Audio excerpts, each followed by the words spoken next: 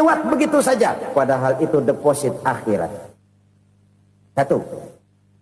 Yang kedua, perbendaharaan surga itu apa? Wa kitmanul musibah, menyembunyikan kesulitan. Kadang orang takut menghadapi kesulitan, tapi makin kita merenung, hidup ini kan sebenarnya urusan. Takut sama urusan, ya jangan hidup. Tandanya orang hidup itu kalau punya urusan. Urusan melupakan problem. Problem sering menimbulkan kesulitan. Kesulitan bukan untuk ditakuti, tapi untuk diatasi dan dicarikan jalan keluarnya. Siapa sih orangnya yang gak pernah sulit-sulit? Makin tinggi status sosialnya, makin gede urusannya. Makin tinggi kualitas imannya, makin berat tingkat kesulitannya. Cuma memang yang namanya enak itu seperti pelangi. Biang lala itu gak pernah di atas kepala kita. Di atas kepala orang melulu. Lu sih enak lu. Kata kita, dia juga bilang, yang enak kan lu. Pelangi itu nggak pernah di atas kepala kita.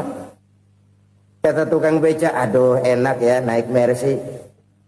Kata tukang beca, apa yang di dalam mobil Mercy? Aduh enak bener tukang beca. Di jok ngeringkuk ngorok pules bener. Saya kamar pakai AC, sejuk, tempat tidur sutra, empuk, alga, spring bed. Kulak kulik nggak bisa pulas kalau belum minum Valium, belum tidur. Enak bener tukang beca, di jok ngorok nggak tahu wetan kulon. Si tukang beca bilang yang di Mercy enak, yang di Mercy bilang tukang beca enak. Inilah enak, nggak pernah di atas kepala kita, di atas kepala orang lain melulu enak itu. Nah, saudara-saudara,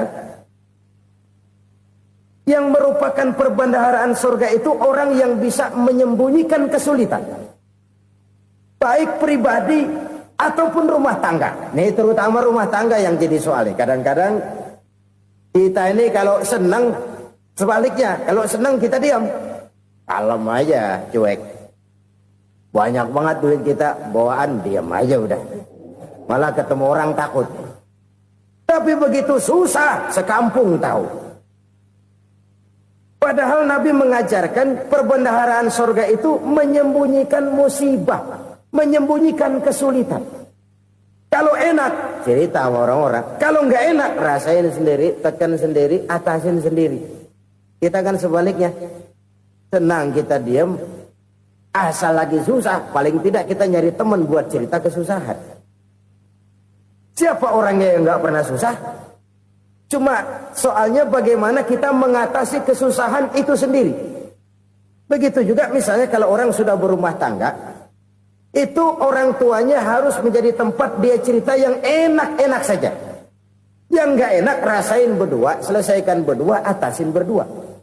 Jangan dibalik. Asal senang diam, giliran susah saja. Maknya laporan. Terbalik. Bisa menjaga security informasi. Maka nama bayam keluar diam, malah seluitan. Enak amat lo makan daging ayam. Security informasi. Saudara-saudara kaum muslimin rahimakumullah. Ujian yang terberat itu yang pernah diberikan kepada para nabi, para rasul, para aulia, para ulama. Makin tinggi keimanan, makin berat bentuk kesulitan. Ayo saya kemukakan satu contoh saja.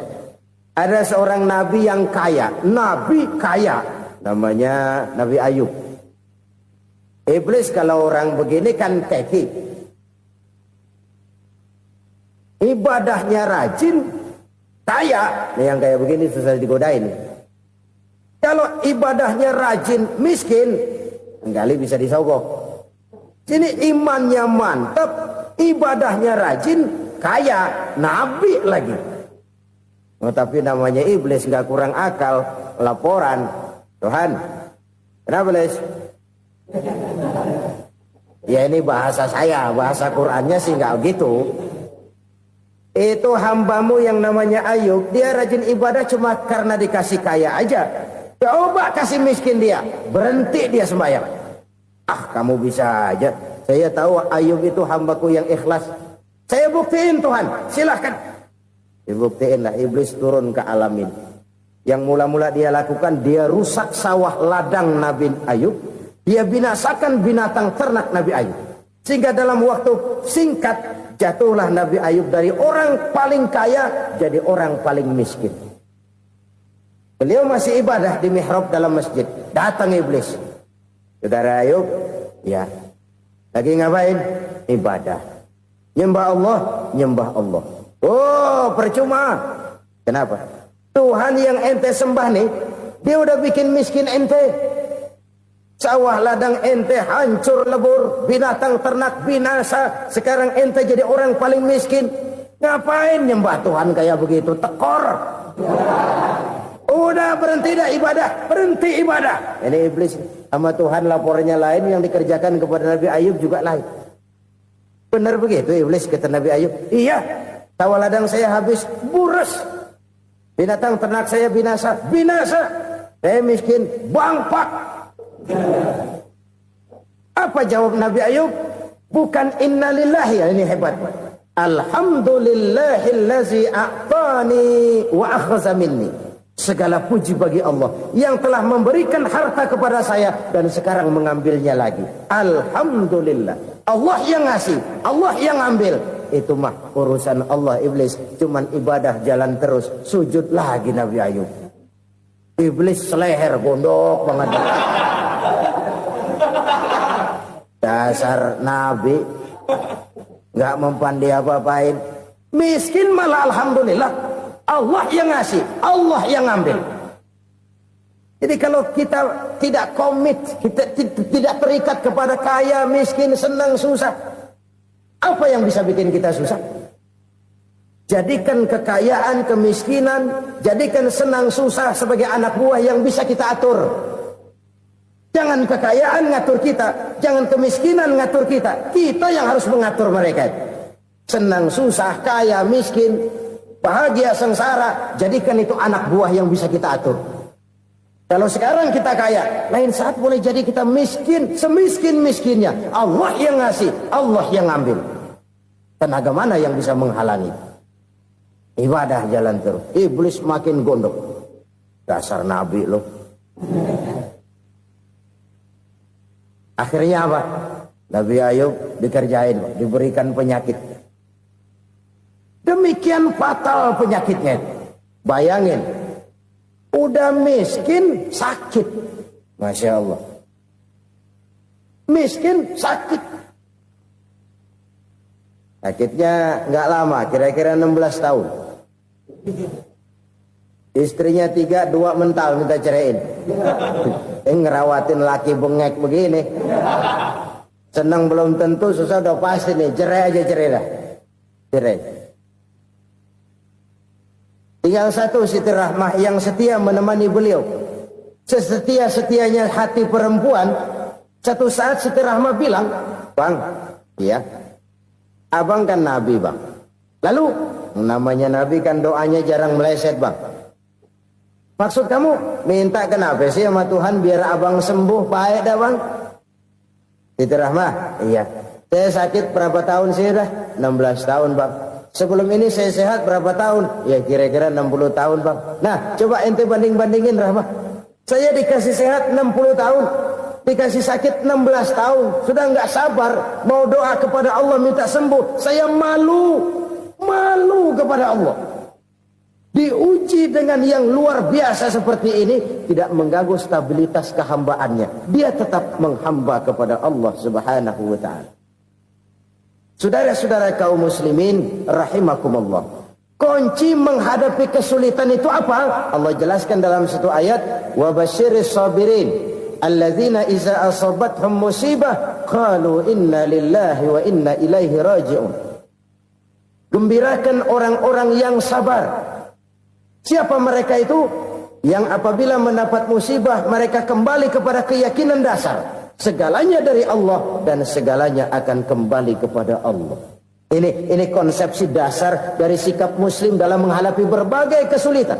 Segalanya dari Allah, segalanya akan kembali kepada Allah. Kalau ini sudah kondisi dasarnya, maka kita akan lapang menghadapi kenyataan bagaimanapun pahitnya. Apakah itu namanya miskin? Apakah itu namanya sakit? Bahkan maut sekalipun, segalanya dari Allah, segalanya akan kembali kepada Allah. Ini sikap hidup, bukan sekedar ucapan. Kita kadang-kadang menjadikannya sebagai ucapan. Mulutnya sehingga berhenti, innalillahi wa inna ilaihi rajiun, tapi nangisnya terus gerung-gerungan. Bukan itu, ini kesadaran moral. Kalau segalanya dari Allah, segalanya kembali kepada Allah, kan sebenarnya cuma nunggu giliran. Hari ini saya nyembayangin dia, entah hari apa saya disembayangin orang. Hari ini saya antar dia ke kubur, entah hari apa orang nganterin saya ke kubur. Hari ini saya tahlilkan dia, entah nanti kapan orang tahlilkan saya. Segalanya dari Allah, segalanya akan kembali juga kepada Allah. Oleh sebab itu saudara-saudara, kesulitan bukan untuk ditakuti. Kesulitan justru untuk diatasi, dicarikan jalan keluarnya. Dan tidak ada orang yang tidak pernah mendapat kesulitan. Tidak ada. Semakin tinggi status sosial, semakin tinggi kualitas keimanan, semakin besar juga tingkat kesulitan. Hanya saja bagaimana cara kita mengatasinya. Dan Al-Quran menyatakan, innama al-usri yusra. Di balik kesulitan itu pasti ada kemudahan. Roda itu berputar. Karena itu Rasulullah sallallahu alaihi wasallam mengingatkan kepada kita, ta'arraf ila Allah fir raha ya'rifka fis syiddah. Ingatlah kepada Allah di waktu kamu senang, supaya Allah ingat kepada kamu di waktu kamu susah.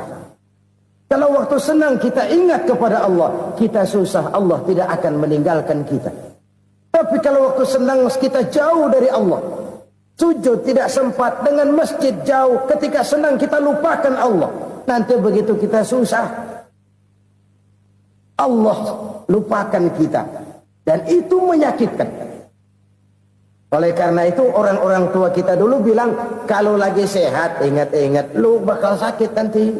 Kalau lagi kaya ingat-ingat satu saat kita bakal jatuh miskin. Bahkan kalau lagi muda ingat-ingat kita bakal tua. Dan yang terpenting, kalau lagi hidup ingat-ingat kita bakal mati. Saudara-saudara kaum muslimin rahimakumullah. Jadi yang kedua yang merupakan perbendaharaan surga, menyembunyikan musibah. Saudara-saudara kaum muslimin rahimakumullah. Hal ketiga yang merupakan perbendaharaan surga adalah wasilatur rahmi. Orang yang suka bersilaturahmi. Sebagaimana yang kita maklum bahwa manusia adalah makhluk yang disebut zon politika. Makhluk sosial yang tidak mungkin hidup sendiri-sendiri. Betapa dan siapapun kita memerlukan orang lain. Bodoh betul manusia kalau tinggal di tengah masyarakat tapi tidak mau bermasyarakat. Merasa hebat sendiri, pinter sendiri, gagah sendiri, kaya sendiri. Mungkin kalau mati juga ngubur sendiri. Jangankan kita di sini. Di sorga saja Nabi Adam waktu sendirian bengong melulu, mondar mandir. Allah tegur dam sepi dam. Jadi ini kalau bahasa saya, iya Tuhan sepi ini nggak ada coret-corekan pisan ini. Diciptakan Siti Hawa baru anteng Nabi Adam. Itu di sorga. Cobalah. Umpamanya saudara tinggal di Jakarta nih. Kayak bener. Apaan aja di Jakarta punya saudara dah. Jembatan Semanggi ambil. Monas, Buntel bawa pulang. Hotel-hotel ambil semua. Cuman tinggal di Jakarta sendirian. Apa enaknya? Betapa dan siapapun kita perlu orang lain. Tidak ada seorang pun yang bisa memenuhi kebutuhan hidupnya secara sendiri-sendiri. Nah, Islam telah menyelamatkan manusia dari ras diskriminasi. Mengikat manusia dengan persaudaraan yang berlandaskan kepada akidah. Karena itu dianjurkan bersilaturahmi. Bahkan Nabi menyatakan, Man arada ayyubsata lahu fi rizkihi wa yunsa'a fi atharihi falyasil rahimah. Siapa yang kepengen diluaskan rezekinya dan dipanjangkan usianya, banyaklah ia bersilaturahmi. Siapa yang kepengen dimudahkan rezekinya, hendaknya ia banyak bersilaturahmi. Kalau banyak teman, kesulitan kan paling tidak ada tempat cerita. Udah susah, sendirian, kita pikirin diri, nggak ada tempat tukar pikiran. Cepet banget sama bengek. Dilawan sendiri. Nah, secara makro kita bisa berkata, tidak mungkin ada kemenangan kalau tidak ada kekuatan. Tidak ada kekuatan kalau tidak ada kesatuan dan persatuan. Tidak mungkin ada kesatuan dan persatuan tanpa semangat silaturahmi. Kalau umat Islam mau menang, dia harus kuat. Kalau umat Islam mau kuat, dia harus bersatu. Kalau umat Islam mau bersatu, dia harus membudayakan silaturahmi ini.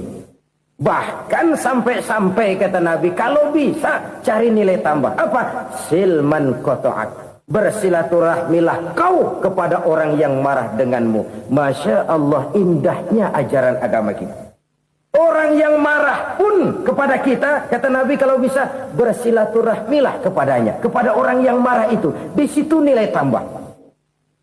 Cuman jujur nih hadis, ngucapinnya gampang, ngamalinnya yang berat banget.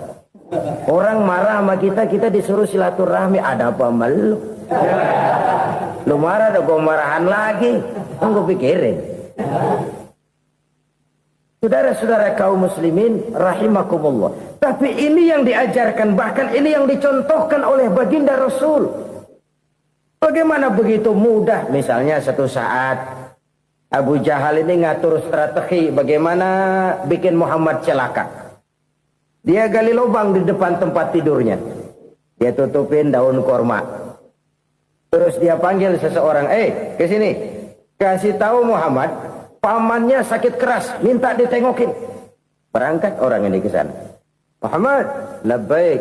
Pamanmu sakit keras, dia minta ditengokin. Baik, saya akan datang menjenguk beliau. Berangkatlah Nabi ke rumah Abu Jahal tanpa prasangka apapun. Abu Jahal udah pasang setil, selimut 3 rangkap setengah dipakai. Persis kayak orang meriang. Tapi sembari ngintip dari balik selimut. Begitu Muhammad buka pintu, nah, masuk perangkap nih. Muhammad jalan menuju tempat pembaringan. Makin lama makin dekat, makin lama makin dekat. Makin dekat ke lubang yang dipasang oleh Abu Jahal itu. Dalam hati Abu Jahal, terus dah jatuh, mampus dah lo ini. Mampus lo hari ini nih. Apa yang terjadi? Malaikat Jibril datang. Muhammad, pamanmu cuma pura-pura sakit. Di depan tempat tidurnya ada lubang perangkap supaya kamu jatuh ke situ. Sudah, kamu pulang. Balik kanan Nabi. Sudah hampir jatuh ke lubang, balik kanan, pulang. Bayangin kecewanya Abu Jahal. Muhammad dikit lagi, Muhammad dikit lagi. Enggak, paman, saya pulang aja. Emosi bangun dari tempat tidur, enggak sadar kalau lagi pura-pura sakit. Lompat ngejar Nabi, dia lupa dengan lubang yang dia gali. Usrak, nyemplung sendiri ke dalam lubang.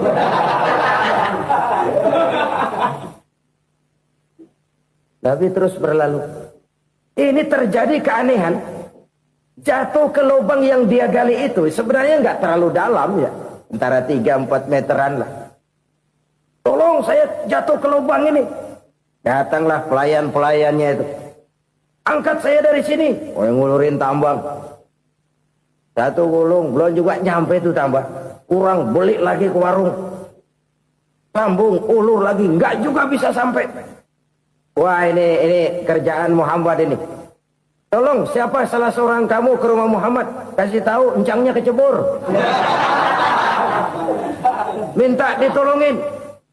Sampaikan kepada Rasul. Kenapa?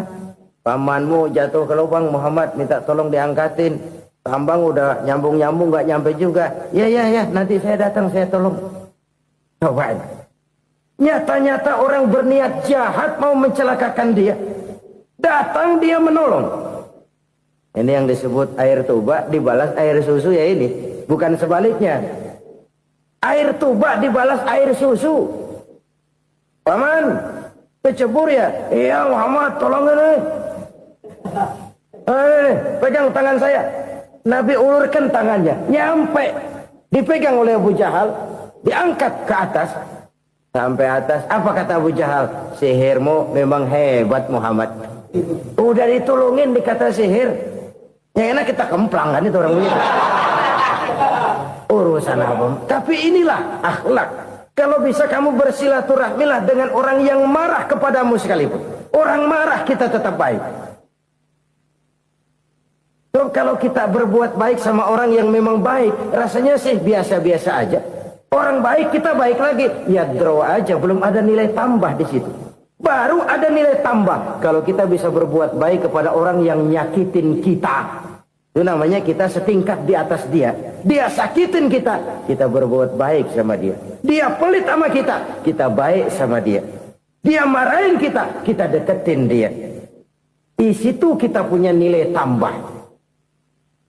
Jadi siapa yang ingin diluaskan rezekinya, kata Nabi, dan dipanjangkan umurnya, hendaklah ia banyak-banyak bersilaturahmi. Sederhana sebenarnya silaturahmi, tapi silaturahmi membangkitkan semangat kesatuan dan persatuan. Kesatuan dan persatuan melahirkan kekuatan.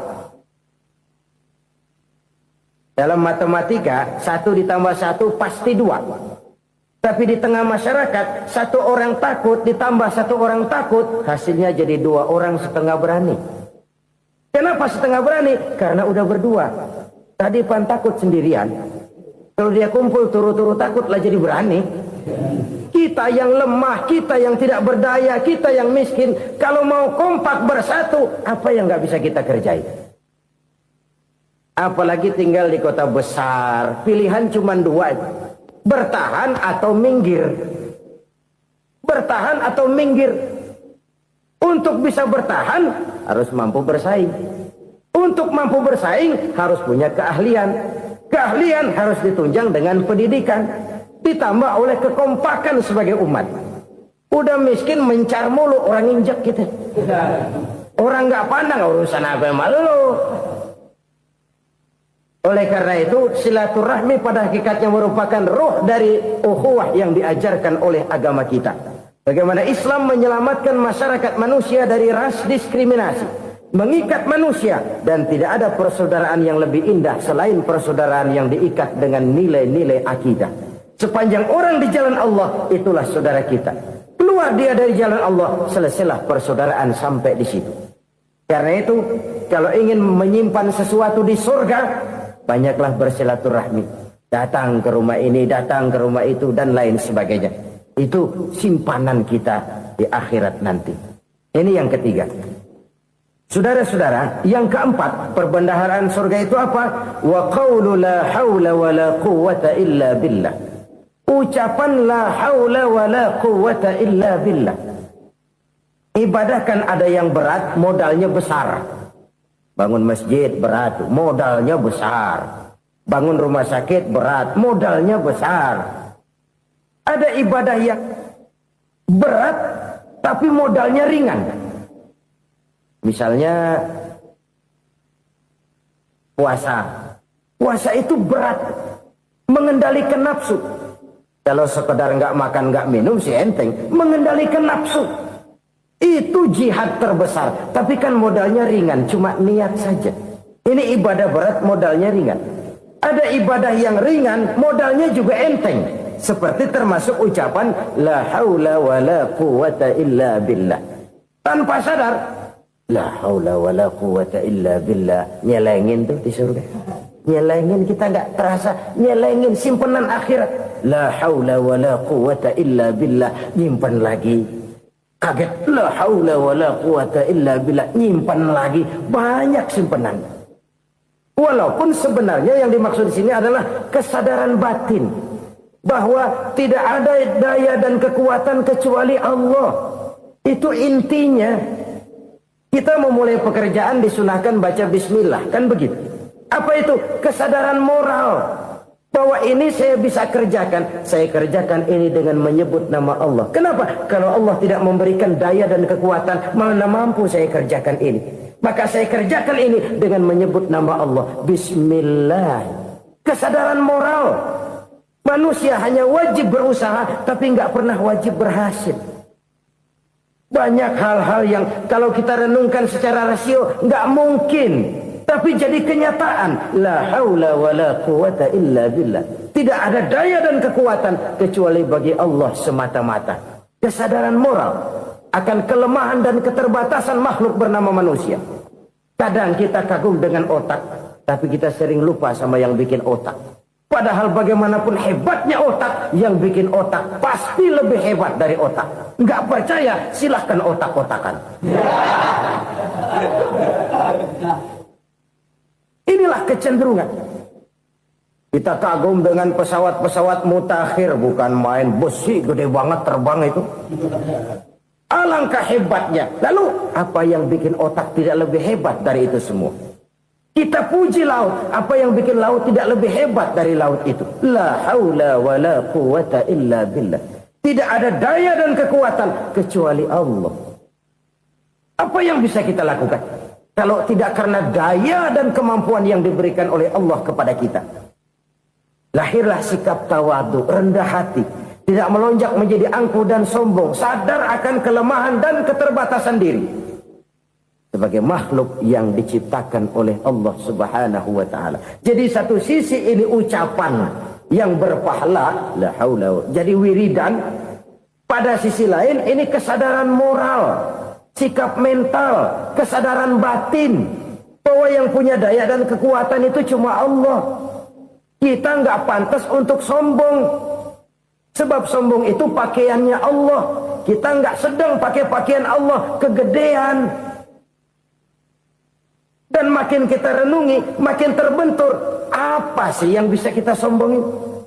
Kita mau sombong apa? Kaya, pintar, itu kan semua relatif. Di atas langit masih ada langit lagi. Jadi oleh karenanya, marilah kita menyadari. Manusia hanya wajib berusaha, tapi tidak pernah wajib berhasil. Yang berusaha saja tidak wajib berhasil, apalagi yang tidak berusaha. Islam bukan agama orang pemalas yang selesai sholat lalu endelohom, nggelenggem ayem-ayem. Tapi Islam bukan agama orang sombong yang setelah berusaha lalu tidak memerlukan Allah. Kita bisa saja bikin proyeksi, tahun sekian kita bakal panen besar menurut perhitungan otak. Tapi ada kejadian lain. Apa? Tikus ngambek. Habis itu dimakanin tikus, panen gagal. Proyeksi rasional gagal oleh tikus-tikus yang ngambek itu. Bisa saja terjadi. Tahun depan kita panen besar, urung. Kenapa? Musim panas panjang. Dan sekarang ini koran-koran bikin berita musim mengalami penyelewengan. Bukan cuma manusia yang nyeleweng sekarang. Musim pakai nyeleweng. Mestinya kan musim hujan udah selesai, masih hujan-hujan juga. Musim. Nah sekarang kita boleh bikin proyeksi, kita bakal panen besar. Tahu-tahu musim panas panjang, sawah retak, air kering. Cari teknokrat yang paling botak, suruh pendekin tuh musim panas. La haula wa la quwata illa billah. Inilah kesadaran moral. Saudara, saya teringat satu saat ada seorang konglomerat. Umurnya ya kira-kira 70-an. Satu saat dia ditanya oleh wartawan, "Pak, umur Bapak berapa sih?" "Ya paling 10 tahun." 10 tahun? 10 tahun? Anak Bapak berapa orang? Satu saja? Satu. Harta Bapak berapa? Ya paling-paling bangsa 7 juta kali. 7 juta? Iya. Pak, kenapa Bapak bohongi saya? Bapak punya buku biografi. Koran-koran, majalah-majalah banyak memuat cerita riwayat hidup Bapak. Saya tahu umur Bapak 70. Kenapa bilang cuma 7 tahun? Saya tahu anak Bapak 8. Kenapa cuma bilang 1? Saya tahu harta Bapak miliaran, mungkin triliunan. Pabrik di mana-mana, bank di mana-mana. Kenapa bilang uang Bapak cuma 7 juta? Nah, kata si konglomerat tadi, kamu benar nak, kamu benar. Umur saya kalau jumlahnya memang 70 nak. Cuman ingat-ingat saya, baru 7 tahun terakhir ini saya sujud. Baru 7 tahun terakhir ini saya berusaha dekat dengan Allah. Saya laksanakan perintahnya. Saya jauhi larangannya. 7 tahun inilah rasanya yang ada nilainya di hadapan Allah. Yang 63 tahun matong, kelabu, kelem umur gue. Habis untuk maksiat, untuk munkarat. Maka ketika ditanya tadi, umur saya 7 tahun itu. Oh begitu Pak. Oh iya. Lalu anak Pak. Anak bapak kan 8. Kenapa bilang cuma 1? Nah, kalau jumlah hitungannya memang anak saya 8. Tapi dari 8 orang ini rasanya cuma 1 nih. Yang bakal jadi buah hati, belahan jantung. Pelanjut cerita, penerus sejarah. Bakal jadi anak soleh yang akan mendoakan saya. Cuma 1 rasanya anak saya ini yang bakal jadi buah hati saya. Besar-besaran saya. Yang akan mendoakan di kubur saya. Yang akan mendoakan di akhirat saya. Yang 7 orang mana, Masya Allah, yang atu tenggeng, yang atu nyekek botol mulu, yang atu nggak karu-karuan. Makanya saya bilang 1 anak saya yang akan bisa mendoakan saya. Oh begitu Pak. Iya. Nah harta Pak, harta Bapak kan triliunan. Pabrik Bapak di mana-mana. Uang Bapak hampir di tiap bank-bank besar. Kenapa bilang cuma 7 juta? Betul kau nak. Harta saya kalau jumlahnya memang miliaran, triliunan mungkin. Tapi yang saya ingat baru 7 juta tuh yang saya belanjakan di jalan Allah. Saya nyumbang masjid, saya santuni yatim piatu, saya bantu pembangunan pesantren, saya bantu pembangunan rumah sakit Islam. Itu yang akan saya bawa pulang ke akhirat, yang 7 juta itu. Yang triliunan itu nanti akan diperebutkan oleh anak-anak saya sebagai waris saya. Jadi harta saya 7 juta itu yang bakal nemenin saya di akhirat. Yang akan saya bawa pulang jadi teman saya. Saudara-saudara kaum muslimin, jangan-jangan orang tua itu adalah kita-kita ini. Jangan-jangan kita-kita ini adalah orang tua itu. Jangan-jangan itu potret dari diri kita masing-masing. Dari sekian umur yang diberikan Allah, berapa tahun yang ada nilainya di hadapan Allah? Dari sekian anak-anak yang merupakan amanah, berapa yang akan mendoakan kita sebagai orang tuanya menjadi anak soleh? Dari sekian banyak harta yang diberikan Allah, berapa yang akan kita bawa pulang menghadapnya nanti, yang kita belanjakan di jalan Allah? Ini sebuah potret kehidupan. Karena itu kita kembali kepada la haula wa la quwata illa billah. Kita wajib berusaha, kita wajib berikhtiar. Selebihnya, segala daya dan kekuatan hanya milik Allah saja semata-mata. Satu kesadaran batin dari setiap pribadi muslim. Setelah ia berusaha dan berikhtiar, ia menyerahkannya kepada Allah Subhanahu wa ta'ala. Jadi, satu sisi ini merupakan wiridan ucapan yang mengandung pahala. Pada sisi lain, ini merupakan sikap batin dari seorang muslim di dalam ia menghadapi realitas kehidupan ini. Saudara-saudara kaum muslimin, rahimakumullah. Kalau ini kita jadikan satu basis kehidupan, maka ini akan menyelamatkan manusia dari kemungkinan tergelincir menjadi orang yang lupa diri dan lupa darat. Sebab itu Imamul Ghazali berpesan, Jadidis safinah fa innal bahra amiq wa khuziz zad fa inna safara ba'id wa khaffifil hamla fa innal hamla sadid. Perbarui selalu kapalmu karena lautan sangat dalam. Bawa bekal yang banyak karena perjalanan ini sangat jauh. Ringankan beban karena kebanyakan beban akan menyakitkan. Alangkah indah kalimat ini, alangkah dalam makna yang terkandung di sana. Perbarui selalu kapalmu karena lautan sangat dalam. Apa artinya ini? Jaga mentalmu baik-baik. Pelihara imanmu baik-baik karena hidup penuh cobaan seperti lautan. Kita kalau berlayar di lautan kan kadang-kadang tenang, angin bertiup sepoi-sepoi basah.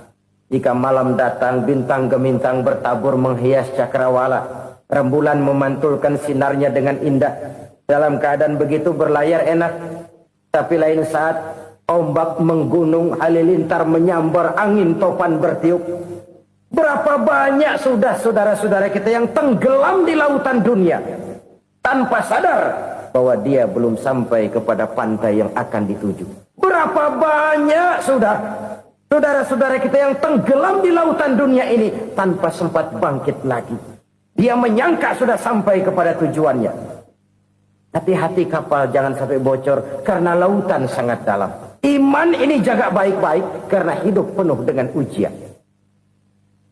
Wa khuzizat fa inna safar ba'id. Bawa bekal yang banyak karena perjalanan sangat jauh. Saudara mau ke Bandung, bawa duit. Saudara mau ke Surabaya, banyakan lagi duitnya. Saudara mau ke Mekah, gepokan, iketan tuh duit nggak lembaran lagi. Makin jauh perjalanan, makin banyak bekal yang harus kita bawa. Kalau saudara dari Jakarta mau ke Surabaya, kagak bawa duit berangkat juga, itu sih bukan berani namanya, nekat. Sampai Surabaya belum tentu, sengsara di jalan udah pasti. Kenapa? Nggak bawa bekal berangkat. Sama juga kita nih, misalnya belum sempat sembahyang, mati. Waduh, berani banget orang. Belum punya bekal, mati. Sengsara di jalan. Atau bekal tidak cukup. Dari Jakarta saudara mau ke Surabaya, bawa duit 500 perak. Paling jauh Cikampek nyampenya itu. Paling jauh itu. Antara jauhnya perjalanan dengan bekal yang saudara bawa tidak seimbang. Hidup ini perjalanan panjang. A walking tour. Dimulai dari alam arwah. Sebelum jasad diciptakan, roh diciptakan lebih dulu. Dari situ pindah ke alam rahim. Dari alam rahim pindah ke alam dunia. Dari alam dunia pindah ke alam barzah. Baru menuju akhirat. Satu perjalanan panjang. Kalau bekal tidak bawa, sengsara di jalan. Bawa bekal yang banyak karena perjalanan ini sangat jauh. Wa khaffifil hamla, ringankan beban karena beban itu cuma akan menyulitkan. Kalau bekal itu sih keperluan, tapi beban nggak kita perluin, cuma ngeberat-beratin. Apa ini beban? Dosa, kecurangan, kebatilan, kezoliman, ketidakadilan, kesewenang-wenangan. Itu akan jadi beban kita di akhirat. Alangkah celakanya, perjalanan panjang, bekal tidak bawa, beban kelewat banyak, alamat sengsara di jalan. Pahala tidak ada, dosa berlipat ganda. Na'udzubillah, summa na'udzubillah. Kalau kita rangkum nasihat Al-Ghazali dengan kisah si konglomerat tadi, kita akan mengambil kesimpulan. Pertama, bekal terbaik dalam menghadapi gejolak kehidupan ini tidak lain adalah iman. Yang kedua, pahala dan dosa. Dua hal kontroversial. Pahala adalah bekal, dosa adalah beban. Tapi kita sekarang kan tidak begitu terangsang kepada yang abstrak. Orang berlomba mencari yang konkret-konkret saja. Yang real. Kalau memang dosa, benjol dong. Kira-kira begitu. Kira-kira begitu. Persis orang Yahudi dulu. Orang Yahudi itu kan pernah minta kepada Nabi Musa. Ya Musa, lan nu'mina laka hatta narallaha jahrah. Musa, kami nggak bakal mau beriman kepada Allah kalau belum kami lihat Allah ada nongkrong di depan kami. Kalau memang Tuhan ada, taruh dong di depan kami. Mau yang konkret-konkret saja. Kalau memang dosa, benjol dong. Kalau memang pahala, berasa dong. Orang terangsang kepada yang real, yang konkret-konkret saja. Karena itu, untuk mengejar dosa, orang mau bayar. Tapi untuk mengejar pahala, walaupun tidak bayar, orang segan. Ini yang dikatakan oleh Nabi, kamu mengharapkan ke surga, tapi kamu berat melaksanakan sesuatu yang bisa membawa kamu ke surga. Kamu ingin jauh dari neraka, tapi tiap saat kamu lakukan perbuatan-perbuatan yang justru menjerumuskan kamu ke neraka. Idda'aitum an-najata minan nar wa ramaitum fiha anfusakum. Kamu ingin selamat dari neraka, tapi kamu lemparkan diri kamu ke neraka.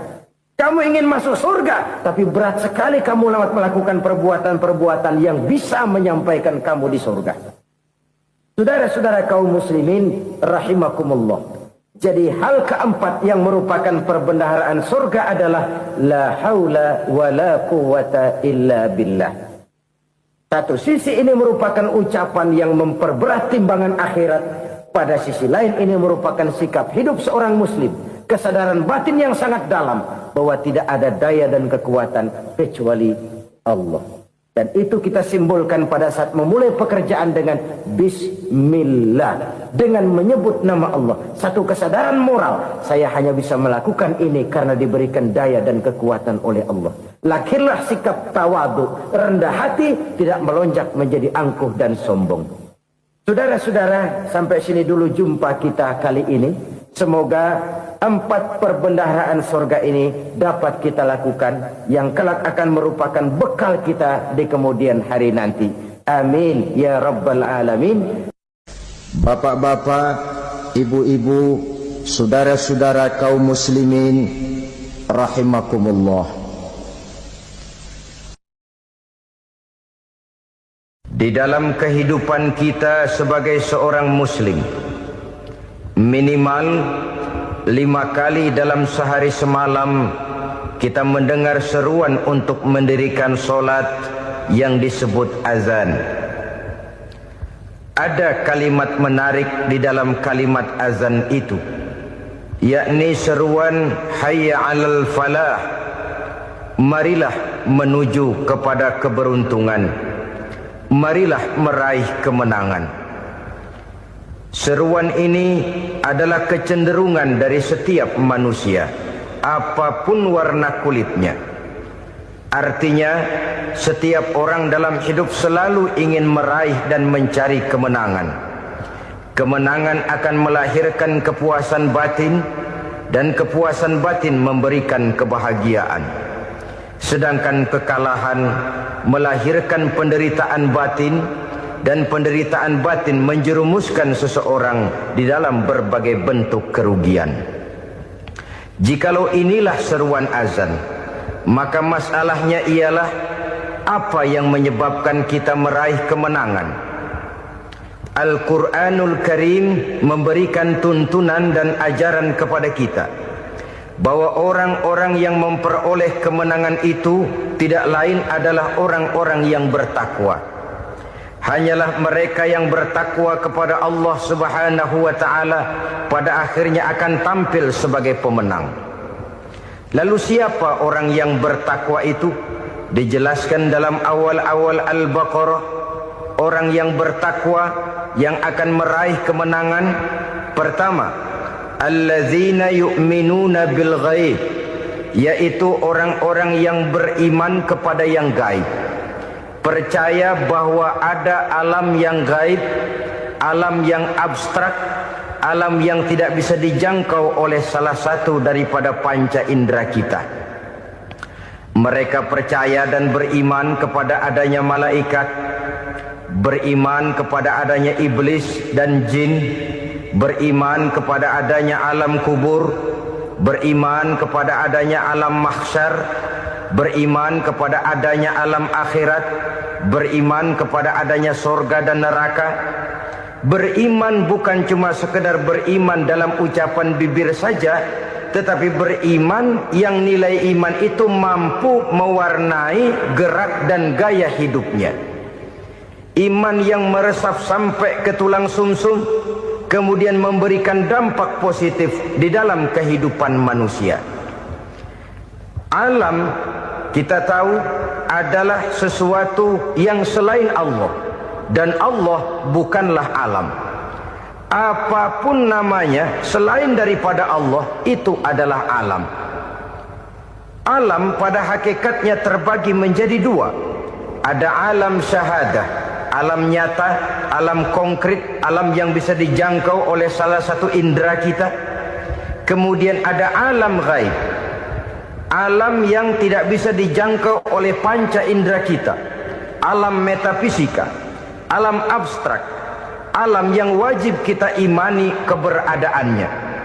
Kita percaya bahwa malaikat itu ada, kita percaya kepada jin, bahwa jin itu ada, kita percaya kepada adanya iblis dan setan. Bukan percaya kepada iblis dan setannya, percaya bahwa iblis dan setan itu ada. Itu termasuk salah satu daripada sifat orang yang bertakwa kepada Allah. Saudara-saudara kaum muslimin rahimakumullah, kecenderungan pembangunan yang lebih bersifat materialistis biasanya menggeser aspek kehidupan rohani. Orang berpikir empiri, dan dalam pola pikir yang demikian maka alam gaib tidak lagi mendapat perhatian. Aspek kehidupan yang bersifat rohaniah malah mulai ditinggalkan. Akibatnya terjadilah kepincangan di dalam kehidupan kita. Pernah ada satu pengalaman pribadi. Dalam perjalanan kembali ke tanah air, dalam pesawat di sebelah kanan saya duduklah seorang Jerman, namanya Heiner Simonsen. Iseng saya ajak kenalan, saya ajak ngobrol, saya tanya dia. Saya bilang, Mas Heiner ini, kalau pesawat yang kita tumpangi ini jatuh ke bawah, kira-kira apa yang bakal terjadi, Mas? Dia bilang, kita semua akan mati. Begitu? Iya. Oke. Apa itu mati? Tanya saya. Dia bilang, untuk tahu apa itu mati, kita harus tahu lebih dahulu apa itu hidup. Saya pikir nih bule bisa ngomong juga. Baiklah kata saya. Apa hidup menurut Anda itu? Oh, hidup itu dia bilang, kalau seluruh anggota badan kita bekerja secara normal, paru-paru memompa darah secara normal, jantung berdetak secara normal, sel-sel tubuh bekerja secara fit, dan organisme tubuh hanya mau bekerja secara normal, dia bilang, kalau kita memberi makan yang cukup, menu yang teratur, dan gizi yang lengkap. Saya bilang, kesimpulannya apa, Ner? Dia jawab, hidup adalah dari tangan ke mulut. Life is from the hand to the mouth, kata dia. Hidup adalah dari tangan ke mulut. Jadi masalah hidup tidak lebih daripada masalah isi perut. Orang pergi pagi, pulang sore, peras keringat, banting tulang, perut yang dibelain. Saya bilang, you are wrong. Sampean salah, Ner. Kamu orang Islam bukan? Bukan. Pantas. Kenapa saya salah? Dia bilang, ya jelas salah. Salahnya di mana? Kamu ini manusia. Kalau hidup cuma dari tangan ke mulut, saya bilang, kambing di kampung saya juga begitu pikirannya, Ner. Itu kambing di kampung saya, asal perutnya kenyang, sudah hidup dia. Perkara besok bagaimana, lusa prospeknya macam mana, bulan depan ada apa, kambing nggak pernah mikir. Di kampung saya kambing juga pikirannya begitu. Kamu Kristen ya? Tadinya. Loh kok tadinya, lalu apa sekarang kamu ini? Dia bilang, sekarang saya netral. Saya tidak beragama, tapi saya percaya kepada Tuhan sebagai pencipta alam. Saya ingat benar dia bilang, I haven't any religious, but I believe to God as the creator of the world. Kenapa bisa netral begitu, Ner? Habis saya bingung katanya. Islam bilang Islam baik, Kristen bilang Kristen baik, Hindu Buddha bilang Hindu Buddha baik, semua agama baik. Saya netral sekalian, nggak beragama. Yang penting saya percaya kepada Tuhan. Saya bilang, Ner, kamu ini kayak orang mau beli celana, lalu bingung. Yang satu bilang Levi's bagus, yang satu bilang Blue Jean hebat, yang satu bilang Wool England hebat. Celana ini hebat, celana itu bagus, celana ini hebat. Semua celana bagus, kamu bingung. Akhirnya netral, tidak pakai celana. Itu juga salah. Saya pikir-pikir, kemudian saya melihat bahwa dua pola berpikir Heiner ini nampaknya sudah mulai menggejala di lingkungan masyarakat bangsa kita. Disadari atau tidak, secara jujur kita harus berkata, dua pola pemikiran Heiner ini mulai berkembang di tengah masyarakat bangsa kita. Pertama, pola pikir materialisme. Hidup adalah dari tangan ke mulut. Masalah hidup tidak lebih masalah isi perut. Itu yang perlu dibela, dan disitulah arti kehidupan. Pergi pagi pulang sore, peras keringat banting tulang untuk mempertahankan perut. Kalau sudah kemari cara orang berpikir, maka buat apa percaya kepada yang gaib?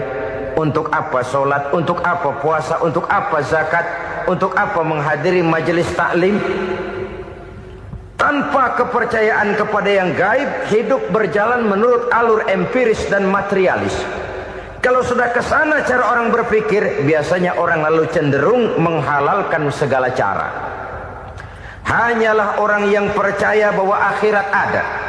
Hanyalah orang yang percaya bahwa alam kubur itu ada. Hanyalah orang yang percaya bahwa malaikat itu ada, hidupnya akan lebih terarah dan terkendali. Karena kepercayaan kepada yang gaib, yang merupakan fase daripada kehidupan setelah hidup yang sekarang ini, mewarnai gerak pribadi seseorang di dalam dia melakukan kegiatan hidupnya. Pola berpikir materialisme, disadari atau tidak, mulai menggejala di lingkungan masyarakat bangsa kita. Hidup tidak lebih dari urusan tangan ke mulut, mulut ke tangan, tangan ke mulut. Asal perut sudah kenyang, hiduplah sudah. Perkara bagaimana prospek hari yang akan datang, bagaimana akhirat, tidak jadi persoalan. Ini yang oleh Nabi diperingatkan, ad-dunya sijnul mu'min wa jannatul kafir. Dunia adalah penjara bagi orang beriman dan surga bagi orang kafir. Dulu di zaman Belanda hadis ini pernah disalah tafsirkan, disalah artikan, digunakan sebagai senjata untuk mengkebiri dan membuat impoten umat Islam. Sudahlah, umat Islam gak usah macam-macam, kata Belanda.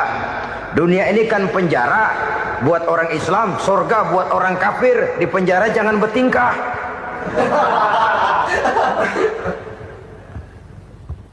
Pengertiannya tidak begitu. Dunia adalah penjara bagi orang mukmin. Artinya dalam kehidupan dunia seorang mukmin tidak bebas memperturutkan hawa nafsunya. Di penjara hawa nafsunya itu. Sebaliknya surga bagi orang-orang kafir. Buat orang kafir surgalah dunia ini. Mereka bebas memperturutkan hawa nafsunya. Dilarang tidak terlarang, dicegah pun tidak tercegah. Mereka hidup menurut alur bisikan nafsu mereka sendiri. Kemudian bila ajal datang, maut merenggut nyawa, selesailah surganya sampai di situ. Maka bagi orang-orang yang tidak percaya kepada adanya akhirat, kepada adanya alam gaib, surganya sebatas umurnya. Sekali lagi, surganya sebatas umurnya. Bila umur selesai, ajal pun datang merenggut nyawa, selesailah sudah surganya sampai di situ. Alangkah pendeknya perjalanan orang-orang yang tidak percaya kepada alam gaib ini. Bagi kita mukmin, jikalau kita mampu memenjarakan hawa nafsu, kita bisa bahagia di dunia ini. Dan Islam memang tidak menyuruh kita sengsara di dunia. Raih dunia, kejar dunia, gapai dunia sebagai alat untuk mencapai kebahagiaan di akhirat nanti. Hidup adalah satu perjalanan panjang yang terbentang sejak kita terlahir dari alam rahim sampai kepada alam akhirat nanti. Andai kata kita gagal meraih kebahagiaan di dunia, toh kita masih punya akhirat. Tapi jangan jadi dalil yang melemahkan semangat. Biarin dah kita di dunia kebelangsak, yang penting akhirat. Akhirnya dunia benar-benar kebelangsak. Bagaimana dunia ini bisa kita raih? Dan bagaimana meraih dunia untuk menunjang kepentingan akhirat nanti? Yang kedua dari pikiran Heiner yang saya lihat menggejala di lingkungan masyarakat bangsa kita, timbulnya manusia-manusia netral. Seolah-olah Tuhan yes, agama no. Sama Tuhan percaya, agama ogah. Tuhan ngangguk, giliran agama godeng. Padahal hampir dalam setiap ayat dalam Quran, kata-kata amanu biasanya bergandeng dengan wa amilus sholihat. Iman dan amal soleh. Ini sebagai isyarat Tuhan dan agama jangan pernah dipisah-pisah. Apabila kita bertuhan, maka kita harus beragama. Apabila kita beragama, maka agama itu harus bersumberkan dari Tuhan yang kita imani itu. Tidak mungkin kita pisah, Tuhan yes, agama no. Sama Tuhan percaya tapi agama bikin sendiri. Sembayangnya cukup bengong 2 jam madep ngulon.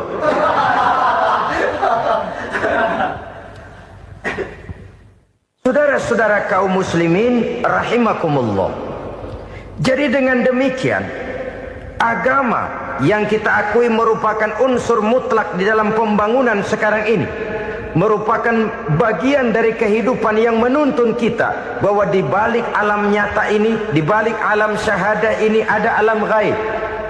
Dan mudabbir, murabbi, yang mengatur, yang menguasai, yang memelihara baik dia alam nyata, baik dia alam gaib, tidak lain adalah Allah Subhanahu wa taala.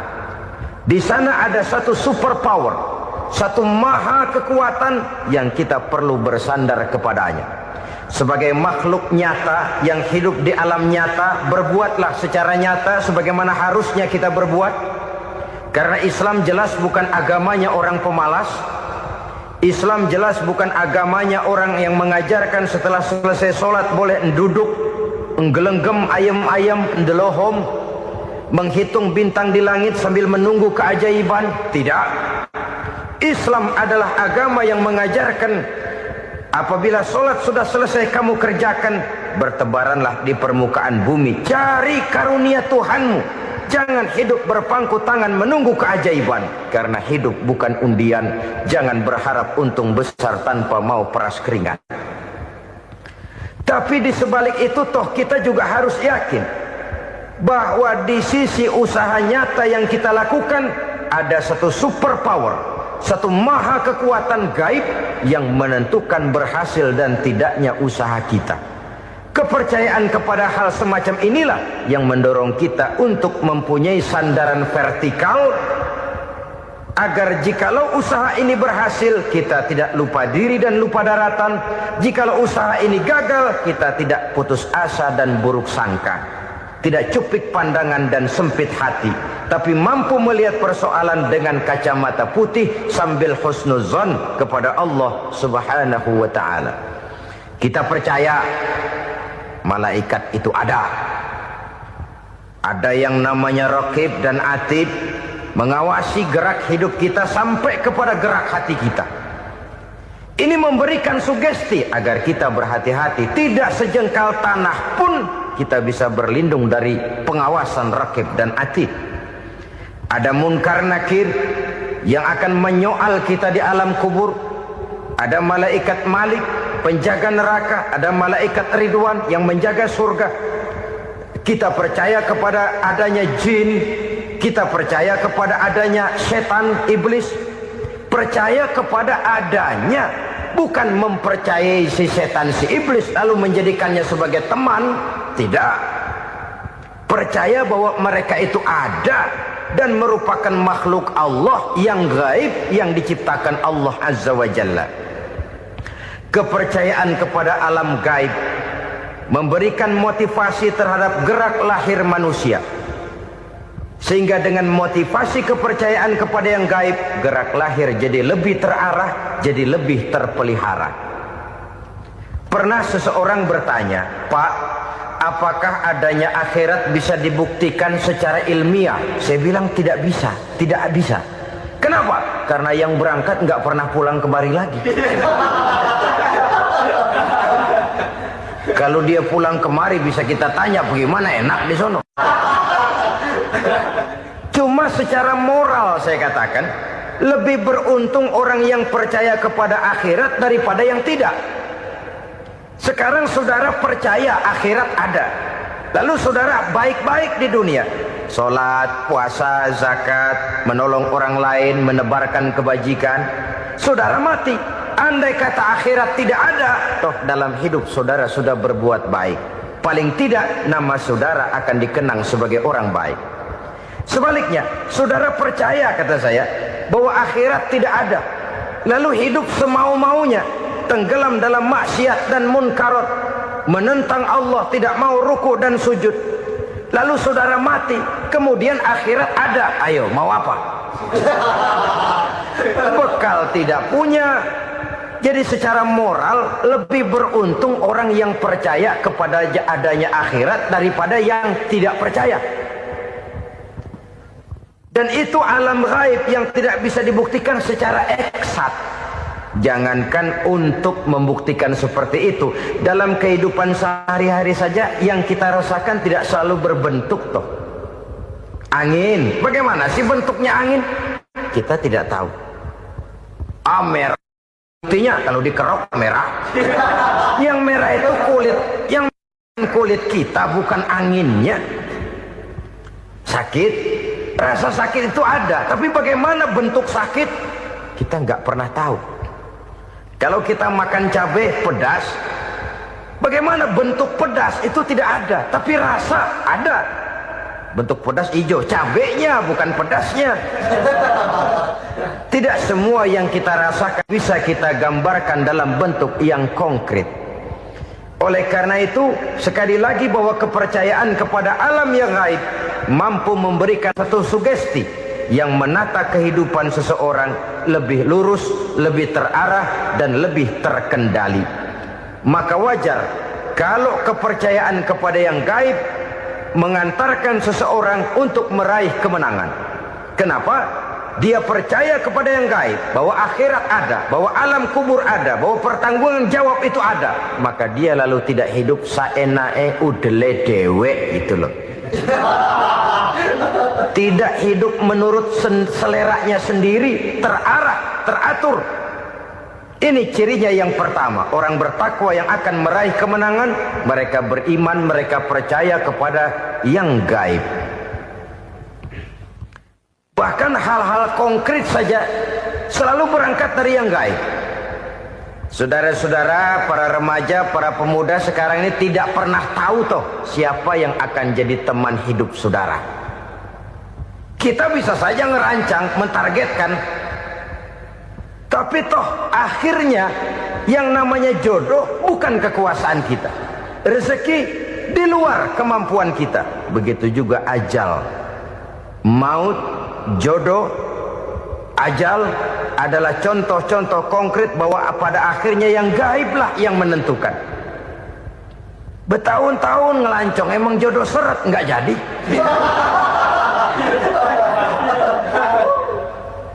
Begitu kenal baru setengah malam nginep ditangkap hansip kan. Hal-hal semacam itu kadang-kadang kita berpikir suuzon, gile, perempuannya cakep banget, lakinya rebek amat. Memang begitulah jodohnya. Memang begitulah jodohnya. Saudara hadirin ma'asyiral muslimin yang saya hormati, jadi hal-hal yang konkret saja kita yakini sepenuhnya ditentukan oleh satu superpower yang gaib itu tadi. Dari sanalah segala ketentuan itu berangkat dan kesanalah segalanya akan kembali. Maka kepercayaan kepada yang gaib meluruskan gerak hidup seseorang dan itu akan mengantarkan dia kepada meraih kemenangan. Satu. Yang kedua, wa yuqimuna shalah. Orang bertakwa yang akan meraih kemenangan itu adalah orang-orang yang mendirikan sholat. Kenapa sholat mengantarkan orang untuk meraih kemenangan? Yang jelas, inna sholata tanha anil fahsya'i wal munkar. Sholat mampu mencegah manusia dari perbuatan keji dan munkar.